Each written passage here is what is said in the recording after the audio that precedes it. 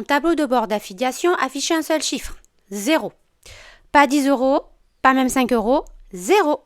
Un 0 parfaitement rond et moqueur qui me rappelait chaque jour que je bossais comme une dingue pour absolument aucun résultat. J'ai fait toutes les erreurs possibles, des plus bêtes aux plus sournoises, et aujourd'hui je te les donne toutes.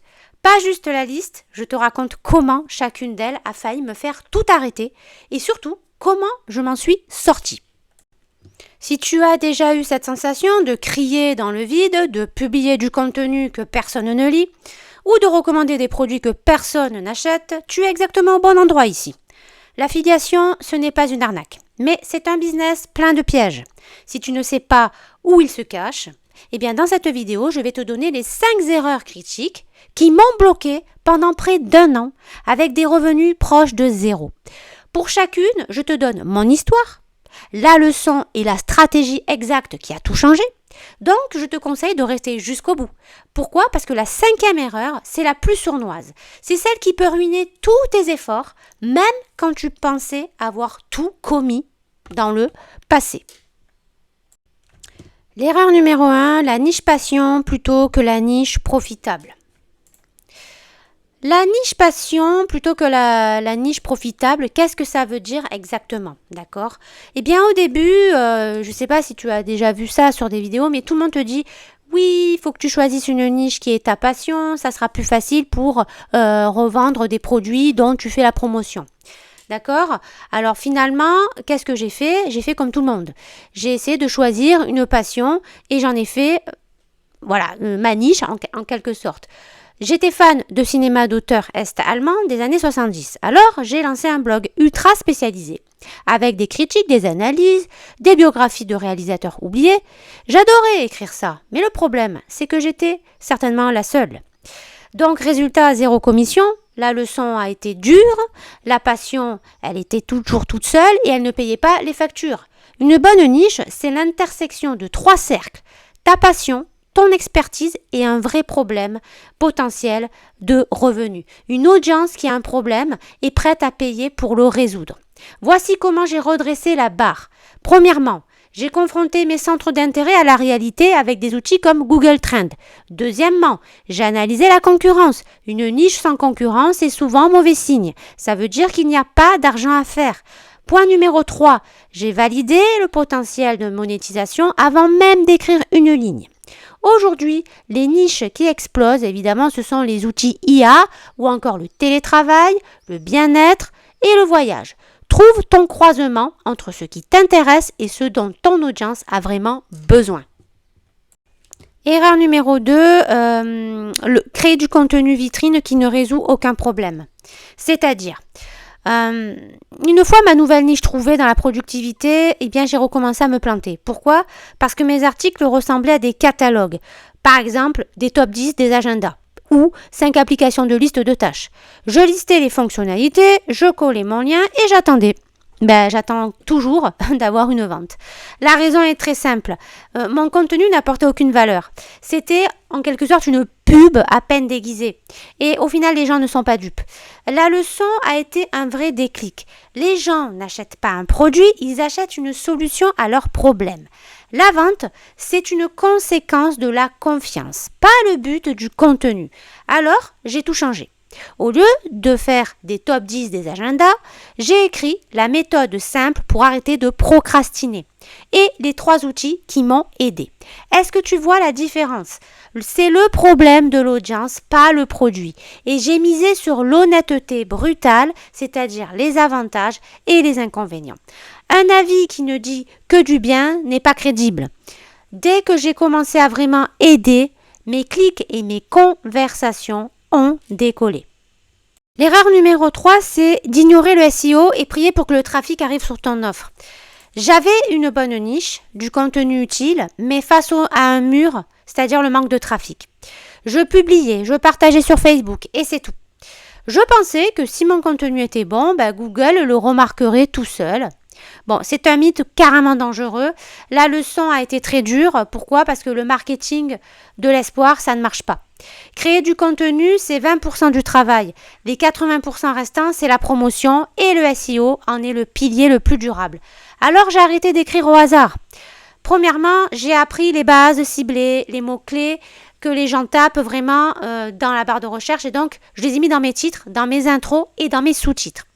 2. J'ai arrêté de croire à la règle magique du nombre d'articles par mois. Ce qui compte, c'est la régularité et la qualité, pas une cadence sortie de nulle part. Numéro 3, j'ai commencé à analyser mes résultats pour comprendre d'où venaient mes visiteurs et on ne peut pas optimiser ce que l'on ne mesure pas. Donc c'est très important de faire cette vérification. L'erreur numéro 4, c'est de promouvoir n'importe quoi pour avoir une grosse commission. Mes revenus commençaient enfin à décoller et là, j'ai été aveuglée par l'appât du gain. J'ai trouvé un logiciel avec une commission énorme. C'était sur le site ClickBank, je ne sais pas si vous connaissez. Je ne l'avais jamais utilisé, mais la page de vente était tellement convaincante, alors je l'ai promue à fond. Les ventes ont suivi, j'étais complètement en délire, euphorique, et puis d'un coup les emails ont commencé à arriver. Des lecteurs mécontents parce qu'ils rencontraient des bugs, du service client complètement absent, les remboursements finalement se sont accumulés. Et l'erreur, c'est que j'avais trahi la confiance de mon audience. La leçon, je l'ai apprise à mes dépens. La confiance, ça met des mois à se construire, les amis, mais quelques minutes à se détruire. Alors j'ai posé une règle d'or. Je ne promeus que ce que j'utilise et je recommanderai éventuellement à une amie. D'accord? L'éthique, toujours avant la commission. Je suis devenue radicalement transparente sur mes liens d'affiliés et loin de faire fuir les gens, j'ai renforcé la confiance au jour le jour, petit à petit. L'erreur numéro 5, mettre tous ses œufs dans le même panier. Avec le temps, mon site générait un revenu confortable, presque entièrement grâce à un seul programme. Ce programme, c'était System.io à l'époque. Je me sentais en sécurité et puis un matin, un email, baisse drastique des commissions. D'accord ? Du jour au lendemain, mes revenus ont été divisés par 2 sans que je n'ai rien fait. J'ai compris avec horreur que mon business ne m'appartenait pas vraiment. La leçon, elle a été cruciale. La diversification, ce n'est pas une option, c'est une stratégie de survie. Alors, j'ai repris le contrôle. Petit 1, j'ai diversifié mes programmes. Jamais plus de 50% de mes revenus sur un seul. Deuxièmement, et c'est le plus important, j'ai construit ma liste email avec un guide gratuit en échange d'une adresse de contact. Ta liste email, c'est l'actif qui t'appartient vraiment. Point numéro 3, j'ai diversifié évidemment mes sources de trafic, passant par YouTube, réseaux sociaux, évidemment avec l'avènement de TikTok, etc., pour ne plus dépendre des caprices d'une seule plateforme. Voilà les amis, on a vu les 5 erreurs qui m'ont coûté des mois de travail, des doutes, de la peur. Une niche sans potentiel, du contenu qui ne résout rien, le SEO ignoré complètement, des produits médiocres pour gagner plus d'argent et tout miser sur une seule source. Le tournant n'a pas été une révélation soudaine, mais une décision simple. Identifier ses erreurs et arrêter de les commettre une par une. Pour t'aider à démarrer sur les bonnes bases et ne pas perdre des mois, voire des années comme mon cas par exemple, je t'ai préparé le kit revenu invisible. Il est gratuit. Qu'est-ce qu'on y trouve ? 5 modèles de business faceless, 3 outils IA essentiels, un plan sur 30 jours, les erreurs de débutantes à éviter et une checklist de 20 points. Le lien est juste en dessous dans la barre de description. Tu as juste à cliquer et tu tomberas dessus tout de suite. Autre petit bonus que je t'offre, si tu cliques évidemment sur le lien dans la bio, c'est la checklist pour trouver ta niche en affiliation parfaite. D'accord ? Je te remercie, puisque nous sommes arrivés au terme de cette vidéo, je te remercie de l'avoir regardée. Si tu t'es reconnu dans une de ces erreurs, eh bien dis-le moi en commentaire. Si cette vidéo t'a aidé, je t'invite à t'abonner, à liker, à partager. Et surtout, n'hésite pas à revenir sur la chaîne, je partagerai d'autres types de sujets.